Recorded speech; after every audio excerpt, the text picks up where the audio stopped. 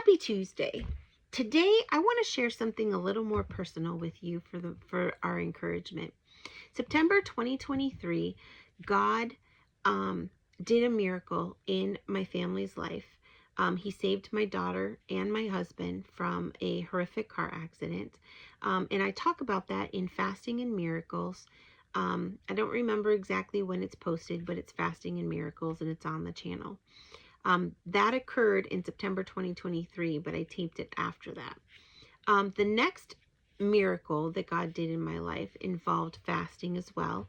And that one was from August to October of 2024. And that one, when I shared about it, I labeled it as Fasting and Miracles Part 2. Today, I want to share about another miracle that God did in my life. This time it did not involve fasting. But it was so, I say unexpected, but expected, and I'll explain that a little bit more. So I've talked on the channel before about how I've sometimes had issues with asthma. I refuse to claim that I have asthma. I refuse to state that I have asthma. I believe that God is healing me from asthma and has healed me from asthma. I have flare-ups every once in a while, usually when I've been sick. So mid-May, I caught something that came from the school. My son graciously gave it to me, and then I so graciously gave it to our daughter. So 3 of the 5 of us, so 60% of our family, ended up with whatever it was that was going around, which is normally fine. Our son, he recovered super quickly. Our daughter, she recovered pretty quickly. And I thought I was recovering really well. I was praying and I was doing all of the things that I needed to do to keep it out of my lungs and to keep from having the exacerbation of breathing issues that I sometimes tend to have when I get really sick like that. Well, unfortunately, it ended up going down into my lungs, and I was coughing to the point that I couldn't have a conversation with people without breaking out and coughing like every minute or less. It was difficult because during that time we were taping the Cheer Up podcast. So there are some episodes on there where you can hear that I was struggling with my voice a little bit more than usual. But it was what it was. Well, in June, I had the opportunity to tape 4 interviews with people. Actually, it ended up I only taped 3. The other one I'm going to be taping in July. But I knew that I needed my voice. I knew that I needed it to finish the podcast strong. I knew that I was going to be taping some YouTube videos, and I knew that I had these 4 interviews. And it's one thing when you're taping by yourself, but it's a completely other thing when you're a guest on somebody's show. And for you to be coughing more than you're talking is not good. I would have had to reschedule, and then that just ruins everybody's schedule instead of just inconveniencing myself. So I told my husband, I said, I think I'm going to have to go to the doctor and get a dose of steroids because that's usually the only thing that will get me over the hump. So I did. I went on Wednesday. I prayed that the doctor would not take pity on me, but understand my situation, prescribe the steroids because I knew that that was what I would need, because it's just the way that it has happened in my life in the past. So I went, and she was super nice. She prescribed the taper for me, the prednisone taper. I started it on a Thursday, and I wrote down. So I went to the doctor on Wednesday, June 4th. In the afternoon. I started it on Thursday the 5th, and it was a 10-day course or a 12-day course.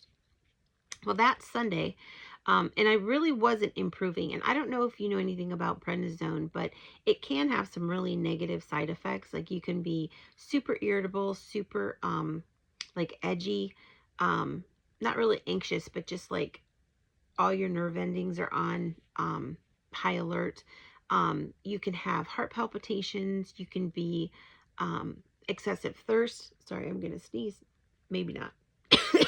Sorry, I think I'm going to sneeze.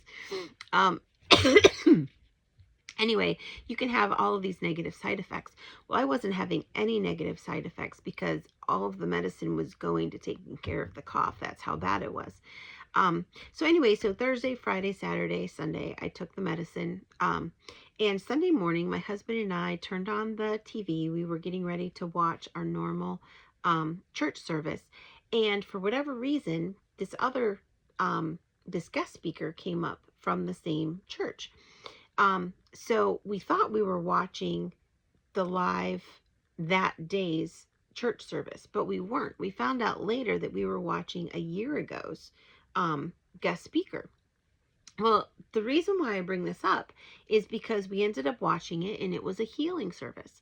And it was a guy, a pastor, who was telling people that God wants to heal you. He went through a sermon about how God wants to heal you, why he wants to heal you, why healing is a promise to us from the Bible. Excuse me. And then at the end of the service, he invited people who needed healing to place their hands on the part of their body that needed to be healed. Well, honestly, and this is like so silly, but honestly, I didn't even think about my lungs or the coughing because it has become so much a part of my life, unfortunately, sometimes, that I just didn't even think about it. So I was thinking about, the parathyroid that I've talked about before, and I have to go back to the doctor in October for that. Not my thyroid, but my parathyroid. And I was thinking about other issues. And then all of a sudden, I felt like God was like, hey, what about your lungs? So I was like, oh, yeah, what about my lungs? Well, so I put my hand on my lungs. I prayed along with the guy. And that was that. And one of the things that he said that really that God really highlighted to me, had me remember, was he said, sometimes people get the healing immediately. Sometimes you won't get the healing until gradually. And sometimes you won't get the healing until you have like medical intervention or other things as well. So God heals differently, but that doesn't mean he's not healing. He said, so just check back on your symptoms throughout the day and see if they're getting better. So like if you have a limp, see if you're still limping as much. If you have pain somewhere, see if the pain is decreasing. If you have a cough, see if it's decreasing, whatever. So I periodically was checking back with myself, and I thought maybe I was coughing a little less, but I couldn't really tell. And so I was just like, oh, okay. Well, the next morning, Monday morning, I was supposed to have my very first interview. I woke up, there was no coughing whatsoever. Now, I know that I just coughed a minute ago, but that's not like an asthma cough. That's not like a bronchitis cough. I thought I was going to sneeze. I swallowed wrong, and so therefore I coughed. And now I'm coughing because, it's that sympathetic, I think I have to cough thing. But anyway, so there was no coughing. And like, you can tell the difference. Like, I couldn't carry on a conversation, one sentence, without coughing repeatedly. And there was no coughing. But I was hoarse. I was very hoarse, and I figure I was hoarse because I had coughed so much for so long. It was over 2 weeks that I had that constant, consistent coughing that even my ribs hurt. Like, my whole body hurt from coughing so much. So, but I was hoarse. Well, God had the first interview that I was supposed to do that day. She rescheduled with me for Wednesday. And I was like, okay, if this is the way that God wants it to be, then so be it. That will be good.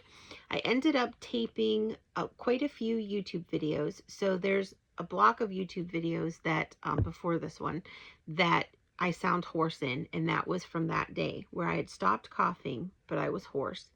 And by Wednesday of that week, the hoarseness was gone, the coughing stayed gone, and I was able to do all of the interviews that I needed to do. I was able to do the Cheer Up podcasts, finish those up, and I was able to tape, I think, 12 YouTube videos.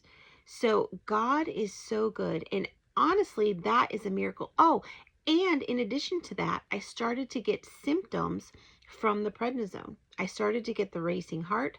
I started to get the irritability. I started to get like all of those feelings that are not very pleasant feelings to have, by the way. Side effects from prednisone just kind of stink.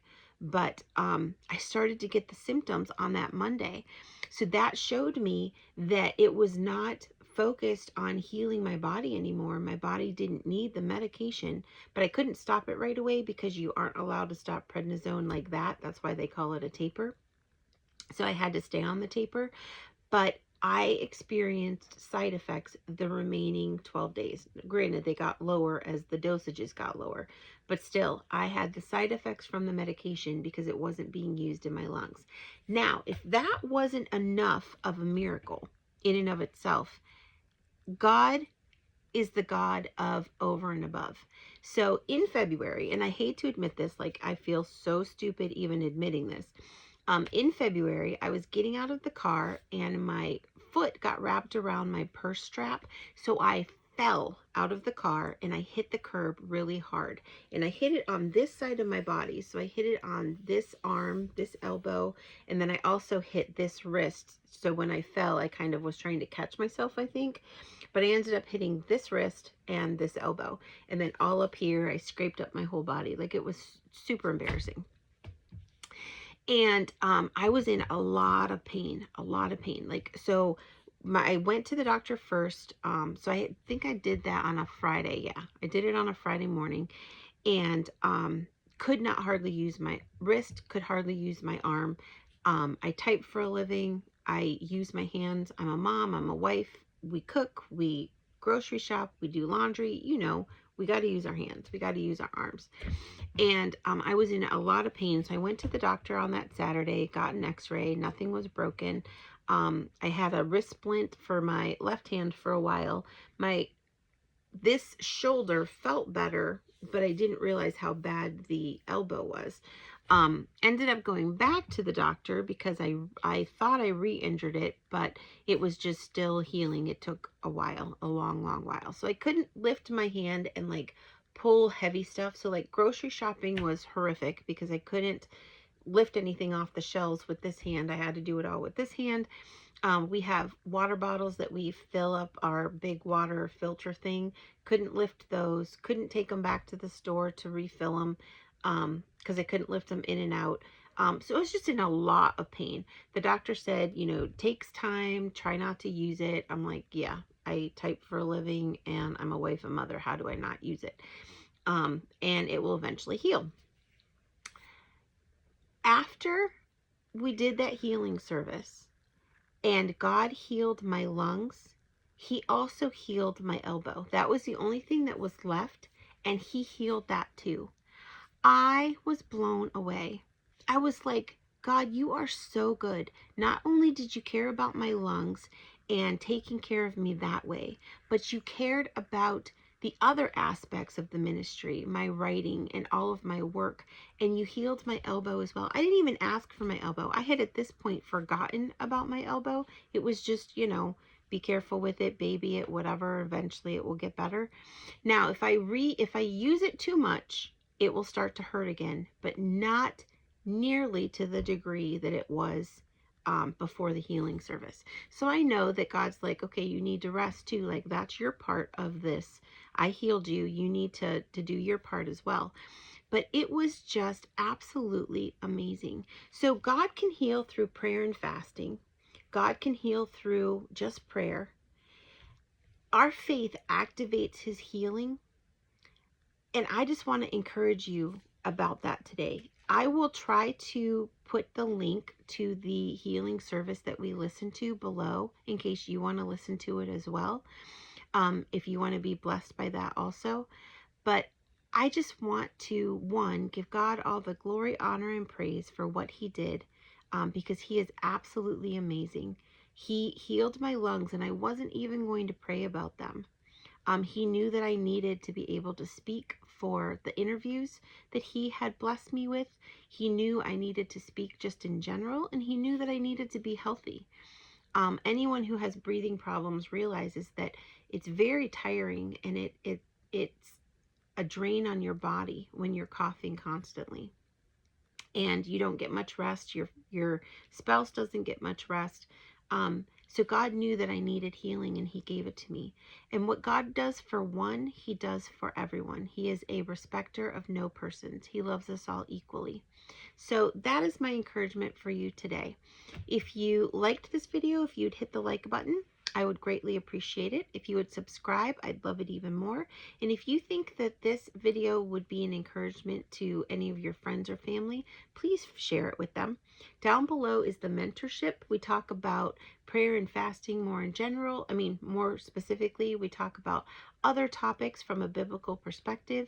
We talk about spiritual warfare, how to grow our relationship with Christ, how to take our thoughts captive, how to be on the offensive with the enemy instead of always playing defensive. And it's all within a community, so that we are swimming upstream away against cultures, no, against the worldly culture that we live in now. And we do it together, so we're not alone. So I would encourage you to join that as well. Find out more about the mentorship from the link below.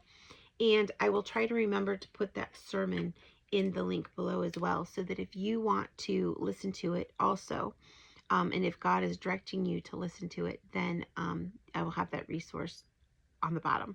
So have a great rest of your day, a wonderful week, and I will talk to you next Tuesday.